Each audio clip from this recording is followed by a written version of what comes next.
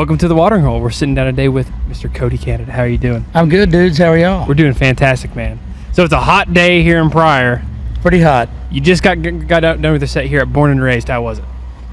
It was good. Never played that stage. Always played the other stage. Yeah. But it was good. Yeah. Yeah. It was, we weren't facing the sun. Yeah. So that's a good time. Yeah, for sure.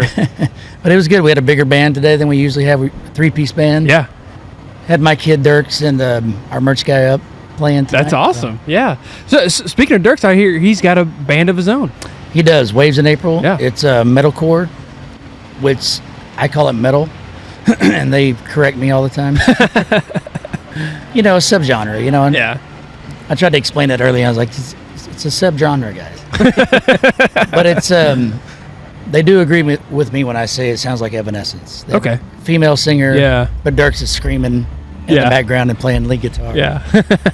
But it's good stuff. Very proud of them. That's awesome. Yeah. How long have they been doing that? Let's see, they started the band 6 years ago, and then Willie, my youngest boy, Willie, he joined 4 years ago, and he joined when he was 13, so that was 3 years ago.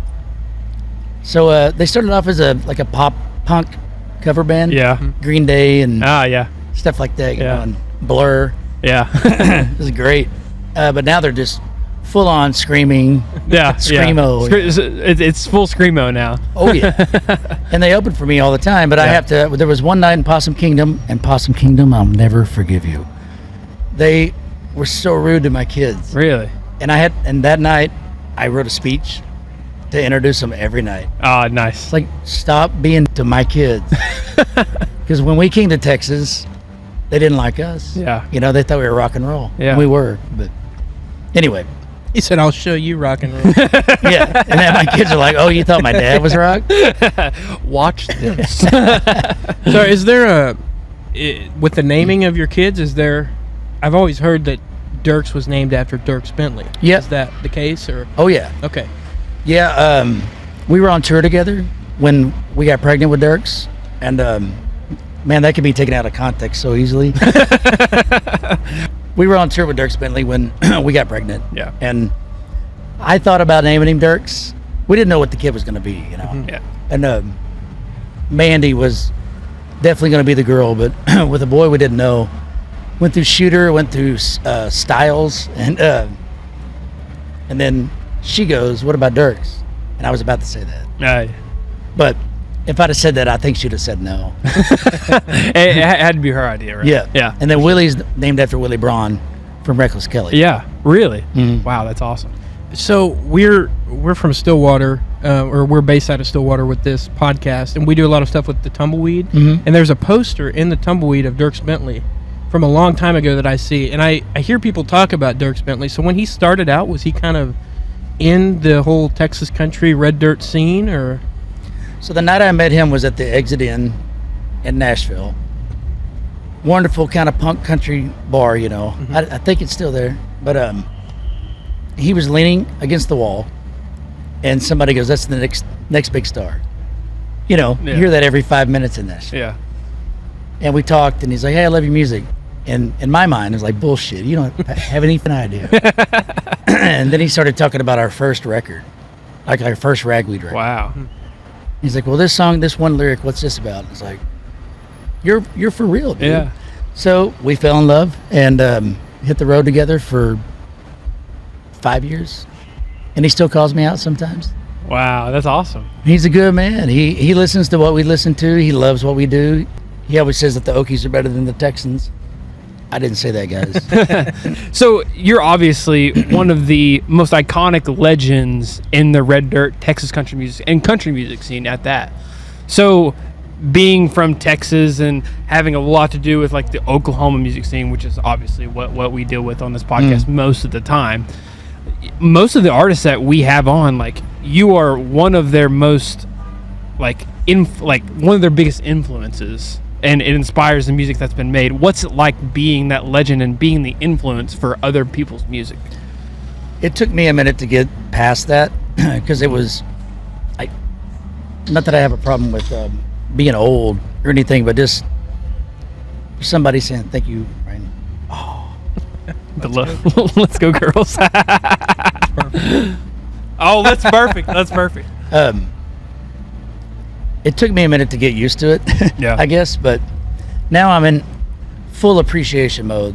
Very grateful that that everybody that's now like Turnpike. Mhm. Evan told me 100 times that he learned how to play harmonica to the Brooklyn Kids song, and I thought he was lying, Yeah. you know. But now looking back on it, it's like, man, the Okies got the shit down, you know. Yeah. We really do. Yeah. That's about all I got. So I gotta bring up a song, one of my all-time favorite songs that you guys did. It was actually a cover.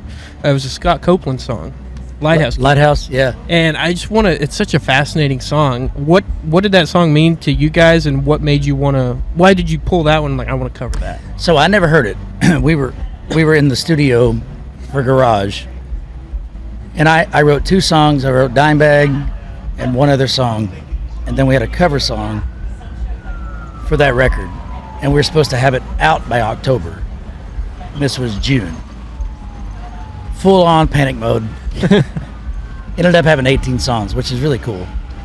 But Mike goes, "Have you heard this song?" Never heard it. He played it, just him and his guitar. It's like, that's all right. And then the night progressed, and the drinks progressed. Yeah. He's like, "What if we just make this like an epic guitar battle?" And then we tried it acoustic, and it was about 4 a.m. we recorded that. But it's such a cool song, you know. And Scott told me that, you know, his dad was always, most parents are against their kids like dumping everything into like, I'm going to ride the rainbow, guys. I'm going to play music forever, because that's scary, you know. It's like, you're going to be homeless in 2 days. And but Scott said that's the first song that he wrote that his dad liked, and his dad said, "Did you write that on drugs?" And Copeland went, "Well, of course I did." That's hilarious. Isn't that funny shit? Well, howdy, folks. Welcome down to Bad Brad's Barbecue. Hey, stop looking at Gus. Stop it. Stop it.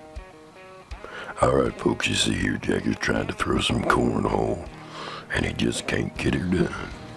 I just cannot hit anything today. I see that, Jagger. Man, you gotta have some bad Brads. Play that crap when you're hungry. Vernon always coming in clutch with the barbecue.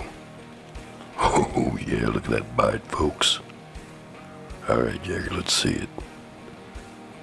Look at that. Right nose. Bad Brads, where you can't help but be good. Like Jagger said, folks, Bad Brad's Barbecue, where it's good to be bad. So whenever you go in to write a song, or maybe you don't go in anywhere to write a song, maybe you're just sitting at home picking on a guitar, like what's the mindset that you get into? Are you just pulling an idea from just thin air, or do you already have like a list of ideas that you've made? No, I don't prepare like that. I should, but I let them come to me. Yeah.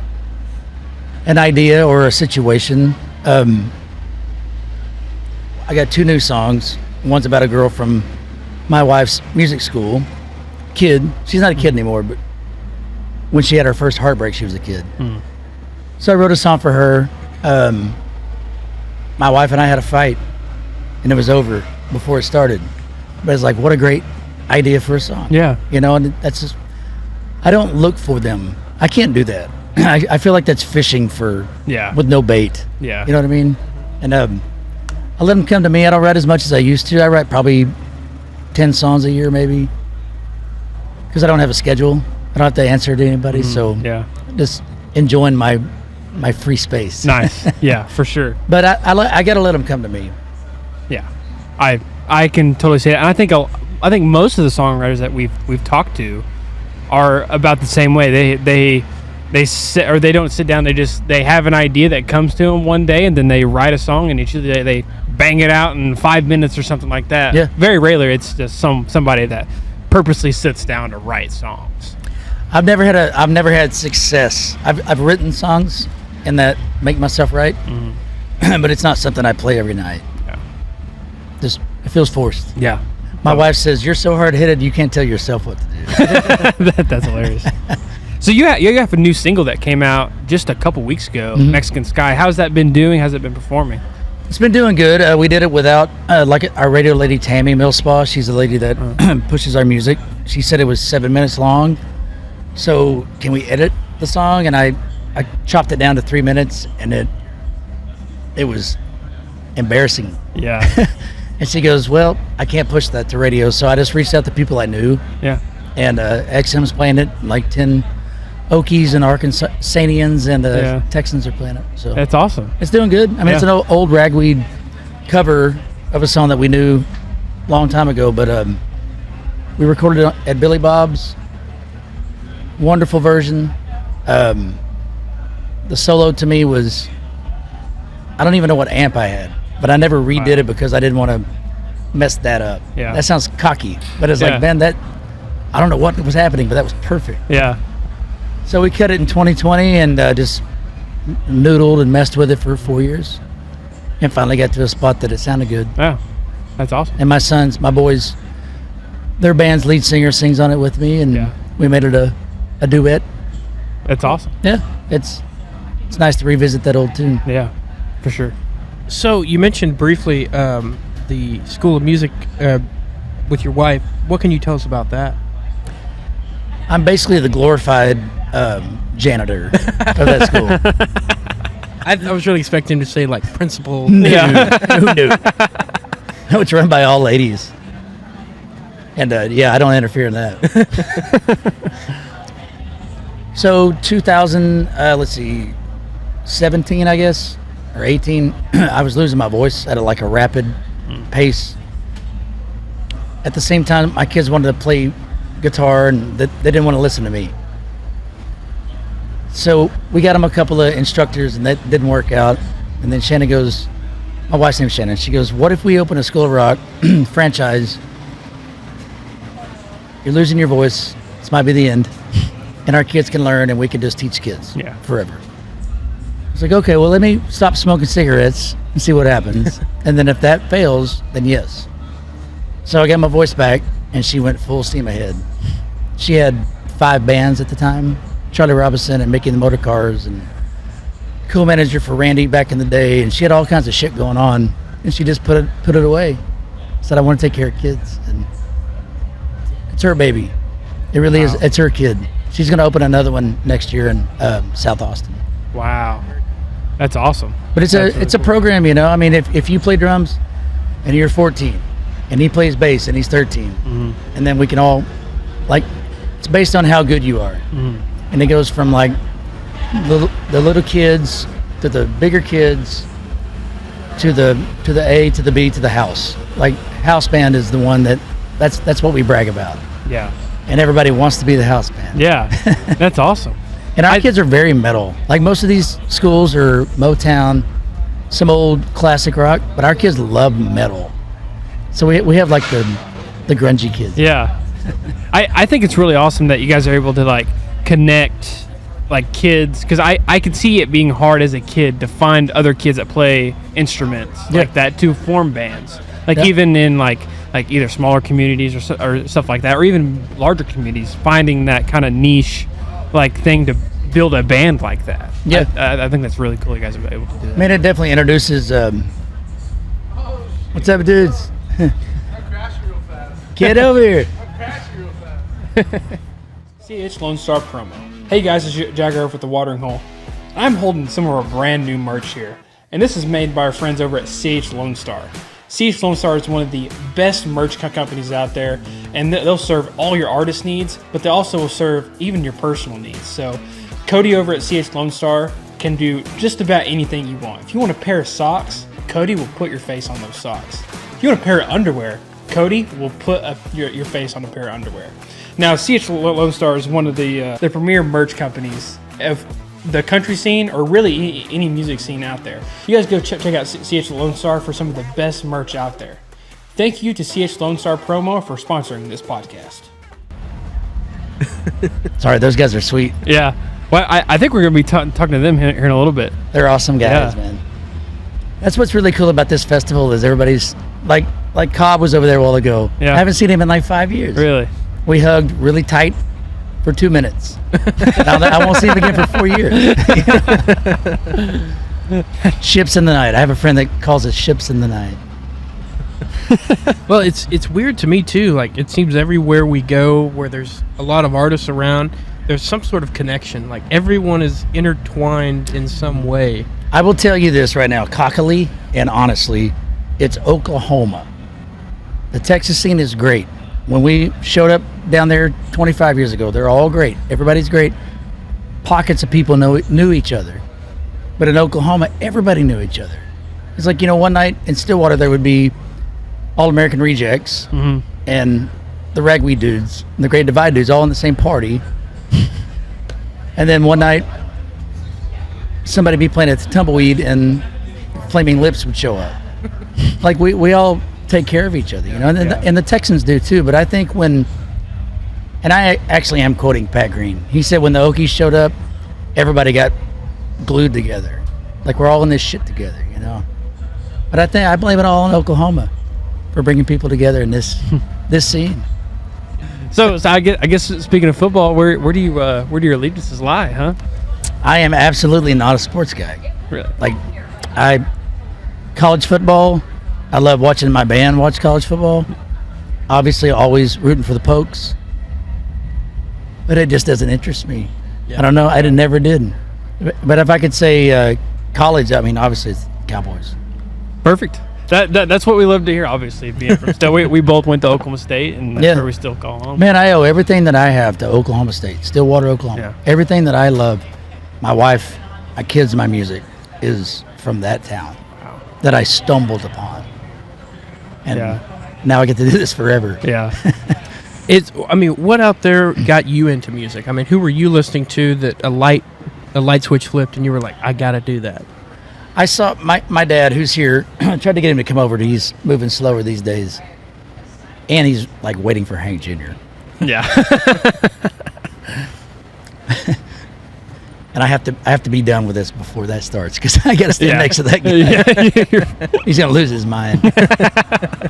My dad drugged me into a lot of shows, but the first one he drugged me to, he was in the oil field, still is in the oil field, but he was a high up at American Steel, and he had to host people. So in 1980, we went to a place called Cowboys, which is Trappers Seafood now in Oklahoma City. It's been Trappers for probably 30 years. But in 1980, I saw George Strait with Dad, and he had one song on the radio. And his next single, he was the biggest thing on the planet. Wow. And he never slowed down. So I said it a few times. It looked like I felt like I was watching Sinatra. Like, he was so charismatic, and I was like, I want to do that. Yeah. And then my sister was a pot-smoking Skinner hippie, and so that's where it kind of intertwined. Yeah. The lyrics and the good music, and so I really owe it all to George and my sister. To be honest with you. That's I really wasn't expecting George Strait at all, but that's very interesting. First concert I saw him. I mean, I've seen him 40 times. His bus driver is my neighbor. Actually, we moved into that house like 22 years ago, and he came over and said, "Hey, welcome to the neighborhood." It's like, "Oh, cool. What's your name?" "Leroy." "Nice to meet you, Leroy." So, "Well, I'm in a band." He's like, "I know who you are." "Oh, cool." He's like, "What do you do?" Because I've been driving for George Strait since 1979. No shit. This is gonna be it. I'm gonna never leave in this house. It's really like it's pretty surreal for us being able to sit down here and talk to you, because we got to Stillwater in 2020, and we really fell in love with the music scene in Stillwater. That's what inspired this podcast. The Tumbleweed obviously being like the cornerstone of the scene there, obviously, because they bring in the biggest acts to that small town in central Oklahoma. So it's really surreal for us, you being one of the biggest names coming through Stillwater in years and inspiring a lot of the musicians that we listen to today. And in some ways we like, man, did we come too late? Because there was like people like the Red Dirt Rangers, you guys, Reed Southall came through like 5 years before we did, and then we sit there and think, no, I think there's something going on here right now. There's always going to be a scene here because of the university, because of the tradition that you helped create. And but there were people before us. Yeah. You know, we just, I came up to Stillwater 94 to see Chris Ledoux. And I saw a band open for Chris Ledoux that was playing one of my favorite Bob Wills songs, but it was like the Rolling Stones playing Bob Wills. And the lead guitar player was doing finger taps like Eddie Van Halen. And I was like, I don't know whether I'm impressed or I hate it. And it was The Great Divide. Wow. And but I remember the next time I met him, it's like, you were those guys. Yeah.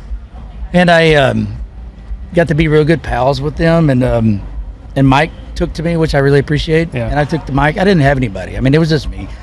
You know, me and Jeremy were friends, Plato, and there was no ragweed yet, and I was just bumming around, sleeping on couches of college pals that I knew when I was still in high school. Yeah. And but I found a niche. I found people that were like me, and were just looking to do something fun. Yeah. You know, and and I met everybody pretty much in the same night, and tried out for The Great Divide, didn't work, and they said, whatever you do, we got your back.